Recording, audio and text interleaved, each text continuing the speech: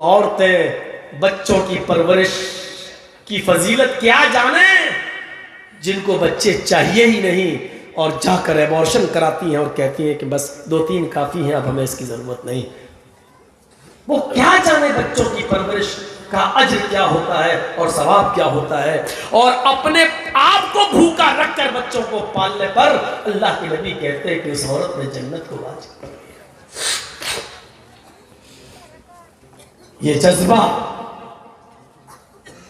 یہ عبادت، اس نے نماز نہیں پڑھی تھی اس عورت نے، اللہ اکبر، سلام نہیں پھیرا تھا، رکوع سجدہ نہیں کیا تھا، لیکن خود بھوکی رہ کر اپنے بچوں کو پالا، کھلایا پلایا۔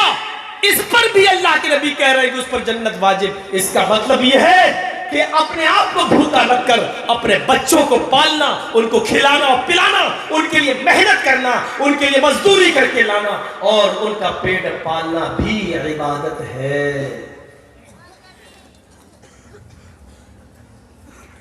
تم اللہ کی عبادت کرتے رہو، اللہ مدد کرتا رہے گا۔ یعنی رزق حلال کماتے رہو، تم کوشش تو کرو حلال روزی کمانے کی، کیونکہ عبادت ہے۔ اللہ نے کہا تم عبادت جب کرو گے میری تو مدد ہم کریں گے، تمہارے اس کاروبار میں بھی ہم مدد کریں گے۔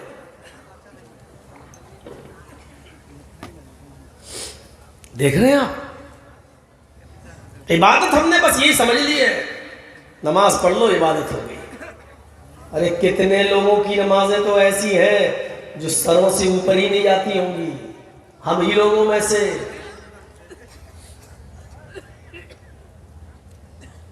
ہے کوئی؟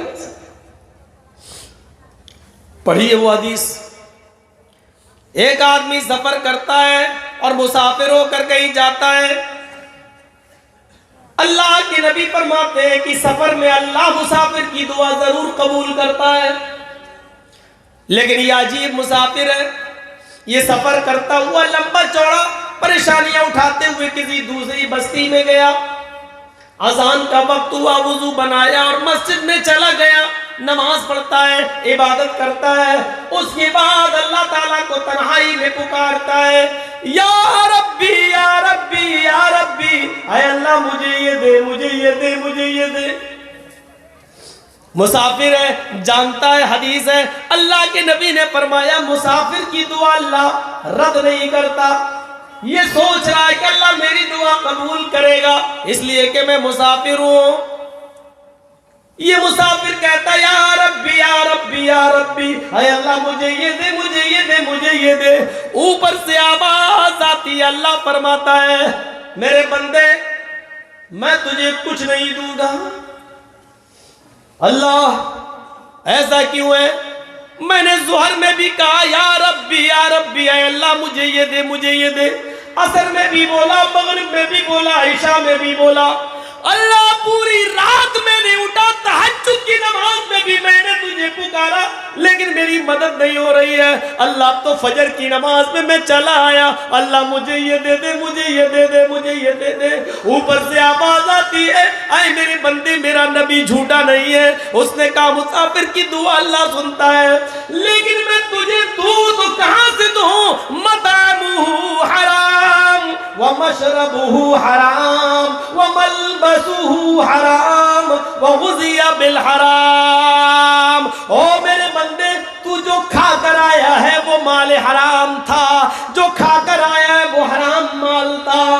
اے میرے بندے تو جو پی کر آیا وہ بھی حرام، مطعمہ حرام، تیرا کھانا حرام کا، تیرا پینا حرام کا، وَمَلْبَسُهُ حرام، تیرے جسم پر جو کپڑا ہے وہ بھی مال حرام کا، حرام کمائی سے تو نے خریدا ہے، وَغُذِيَ بِالْحَرام، تیری رگوں میں جو خون دوڑ رہا ہے وہ حرام مال کھا کھا کر بنا ہوا ہے، جو تیری رگوں میں سرایت کیا ہوا ہے، تیری پرورش حرام مال سے ہوئی ہے۔ فَأَنَّا يُسْتَجَابُ لِذَلِكَ، اے فرشتوں بتاؤ میرا بندہ اپنا سر زمین پر رکھ کے مجھے پکار رہا ہے، تم ہی بتاؤ جب کھانا حرام، پینا حرام، لباس حرام، پوشاک حرام، بدن بدن میں باڈی میں دوڑنے والا خون بھی مال حرام سے، تو میں اپنے اس بندے کی دعا کہاں سے سنوں؟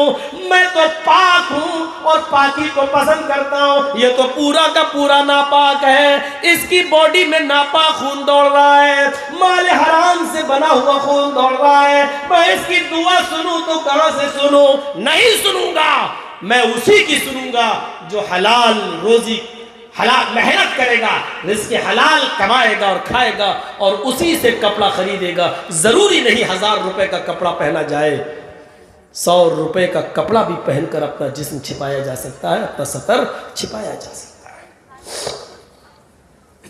تو رزق حلال کھانا بھی عبادت اور حرام چیز سے بچنا بھی عبادت۔ عبادت میں اخلاص ہونا چاہیے، عبادت میں اخلاص ہونا چاہیے جب بھی ہو۔ یہ عبادت ہم کس کے لیے کر رہے ہیں؟ صرف اللہ کے لیے۔ ابھی دیکھیے میں نے بتایا نا ایاک نعبد، آپ اقرار ہی کر رہے ہیں سب سے پہلے کہ اللہ تیرے علاوہ ہم کسی اور کی عبادت نہیں کرتے۔ ایاک نعبد و ایاک نستعین، اے اللہ عبادت بھی تیری اور مدد بھی تجھ سے۔ یہ دو چیزوں کو آج ہم سمجھ لیں، عبادت میں اخلاص ضروری ہے۔ لن ینال اللہ لحومها ولا دماؤها، اللہ تعالی ان لوگوں کی قربانیوں کو قبول نہیں کرتا جو 3 بکرے 4 خصی لائے اور ذبح کرتے ہیں اور دکھاتے ہیں کہ دیکھو پہلے دن بھی ہم نے قربانی کی، دوسرے دن بھی کی، تیسرے دن بھی کی، لوگوں کو دکھا رہے ہیں دیکھو اللہ نے مجھے دیا تو میں اتنی کر رہا ہوں۔ اللہ کہتا ہے میرے بندو 3 نہیں 30 بکرے، 30 نہیں 300 خصی، 300 نہیں 3000 خصی ذبح کر ڈالو۔ یاد رکھنا تمہارے جانوروں کا خون اور گوشت ہمارے پاس نہیں آتا ہے۔ لن ینال اللہ لحومها ولا دماؤها، تمہارے ان جانوروں کا خون اور اس کا گوشت ہمارے پاس نہیں پہنچتا۔ ولکن ینظر، اللہ فرماتا ہے ولکن ینالہ التقوی منکم، او میرے بندو میں تو تمہارے دلوں کا تقوی دیکھتا ہوں، تمہارے دلوں میں کتنا اخلاص ہے، خلوص ہے، وہ میں دیکھتا ہوں، تقوی دیکھتا ہوں۔